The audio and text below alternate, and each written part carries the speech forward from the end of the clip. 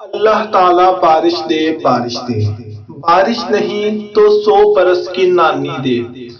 بچپن ناسمجھی اور نادانی کا دور ہوتا ہے، نہایت کم سنی میں لہک لہک کر گایا گیا یہ شعر یقیناً سننے والوں کی سمجھ میں نہیں آئے گا کہ بارش کے ساتھ 100 برس کی نانی کا کیا جوڑ بنتا ہے، مگر آج ہم آپ کو بتاتے ہیں کہ کیسے بنتا ہے۔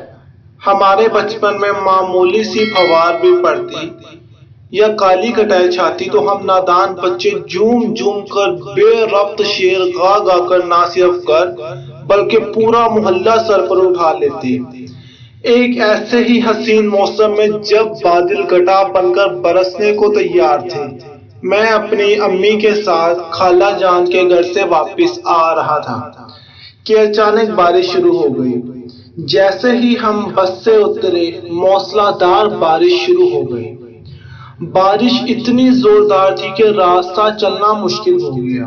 ابھی ہم اپنے گھر سے 2 گلیاں دور تھے کہ ایک گھر کی کھڑکی میں کھڑی ایک خاتون نے ہمیں آواز دے کر کہا، بارش بہت تیز ہے، بارش کے تھمنے تک آپ اندر آ جائیں۔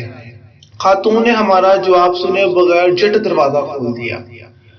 امی جان نے بھی یہی مناسب سمجھا اور خاتون خانہ کی دعوت قبول کرتے ہوئے گھر کے اندر چلی گئی۔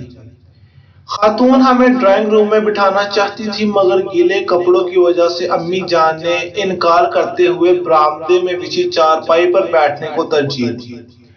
ہماری آوازیں سن کر اندر سے ایک نہایت عمر رسیدہ مگر چاقو چابند بوڑھی خاتون بھی برآمدے میں آ گئی۔ دروازہ کھولنے والی خاتون نے اپنا نام خالدہ بتاتے ہوئے کہا کہ یہ میری والدہ ہے، میں ان کی واحد اولاد ہوں، یہ میرے ساتھ بلکہ میں ان کے ساتھ رہتی ہوں، یہ انہی کا گھر ہے، میرے 3 بچوں کی نانی ہے جن کی وجہ سے علاقے کی نانی کہلاتی ہے۔ پچھلے برس میں شوہر کا انتقال ہو گیا، میں ایک سرکاری اسکول میں ٹیچر ہوں، ہم تو اس علاقے میں عرصہ دراز سے رہتے ہیں اور میری والدہ علاقے کے بچوں کو قرآن پاک کی تعلیم دیتی ہے، اپنی خوشی سے کوئی جتنا دے دے وہ قبول کر لیتی ہے، انہوں نے کوئی فیس مقرر نہیں کر رکھی، انہی کی وجہ سے کافی دور دور تک ہماری جان پہچان ہے۔ اپنا اور اپنی والدہ کا تعارف کر کے انہوں نے امی سے پوچھا، آپ کو اس علاقے میں پہلی بار دیکھا ہے کیا آپ کسی کے گھر مہمان آئے؟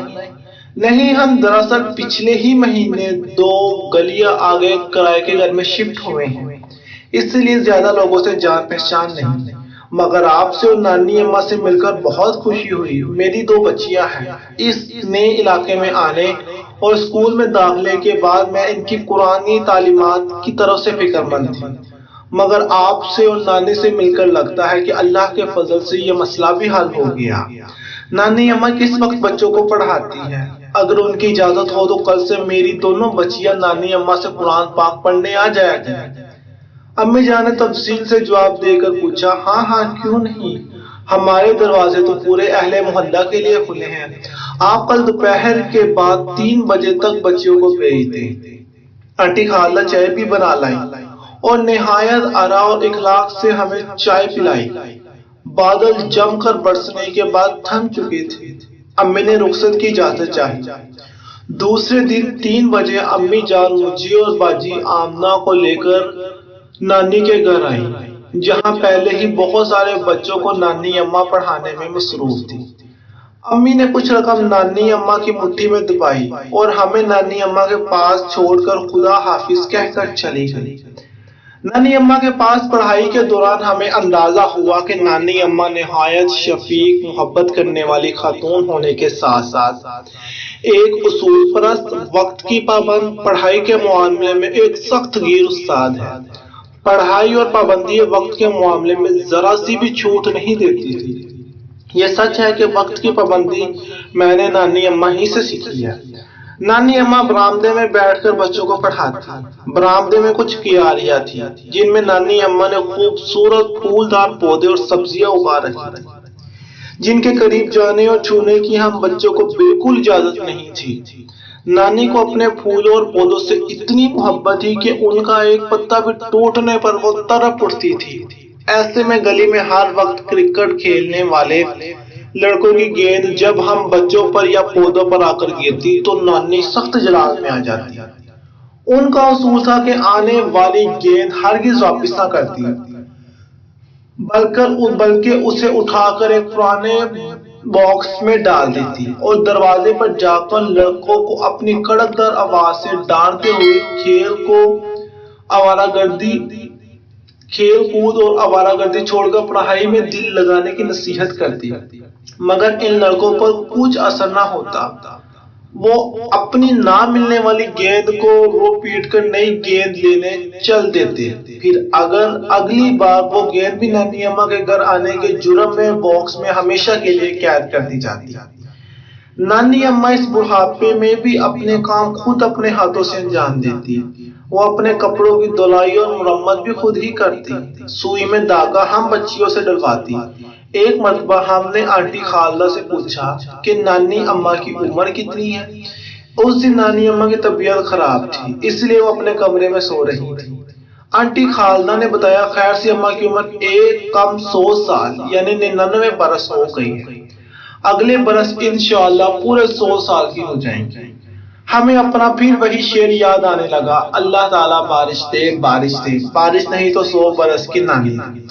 آنٹی نے بتایا سب محلے والوں کی نانی کی عمر 100 سال پورے ہونے پر ایک جشن کا پروگرام بنایا ہے، تم سب بھی آنا، بہت مزے آئیں گے۔ وقت اپنی رفتار سے گزرا اور نانی اماں سے صحت مندی کے ساتھ اپنی عمر کی سینچری مکمل کر لی۔ محلے والوں نے محلے کے بیچوں بیچ بڑا سا سٹیج لگایا اور پروگرام میں محلے کے ہر گھرانے نے مالی مدد کی۔ اسٹیج کو بہت خوبصورتی سے سجایا گیا، بہت بڑا کیک بنوایا گیا، پورے محلے کے مردوں، عورتوں اور بچوں نے بھرپور شرکت کی۔ نانی اماں اور ان کے گھر والے 100 سالہ جشن کے موقع پر سب میں مبارکباد دی۔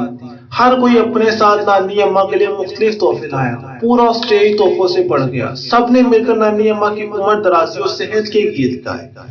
نانی اماں سب محلے والوں کو جولی بھر بھر کر دعائیں دے رہی تھی۔ پورا محلہ امن، محبت، یکجہتی کا دلکش منظر پیش کر رہا تھا۔ سب خوش تھے، کوئی کسی سے ناراض نہ تھا، سب کے کھانے کا انتظام بھی کیا گیا۔ جیسے ہی کھانے سے فارغ ہوئے اچانک بادل جھوم کے آئے اور دیکھتے ہی دیکھتے چھم چھم برسنا شروع کر دیا۔ ایسے میں بے اختیار میرے لبوں پر وہی شعر، اللہ تعالیٰ بارش دے بارش دے، 100 برس کی نانی دے نانی دے، آ گیا۔ بس پھر کیا تھا، ادھر بادل جھوم رہے تھے، ادھر تمام محلے کے چھوٹے بڑے ہمارے ساتھ جھوم کر گا رہے تھے، اللہ تعالیٰ بارش دے بارش دے، 100 برس کے نانی دے نانی دے۔ آج ہمارا بچپن کا بے ربط شعر حقیقت بن گیا، باران رحمت بھی تھی اور ہم سب کے پاس 100 سال کی نانی بھی تھی۔ ہم سب بچے لہک لہک کر گانے کے ساتھ باغ باغ کر نانی اماں کو ملنے والے تحائف ان کے گھر پہنچا رہے تھے۔ موجودہ دور کی کشیدہ صورتحال میں اب بچپن کی یادیں خوبصورت اور قیمتی لمحات سے کم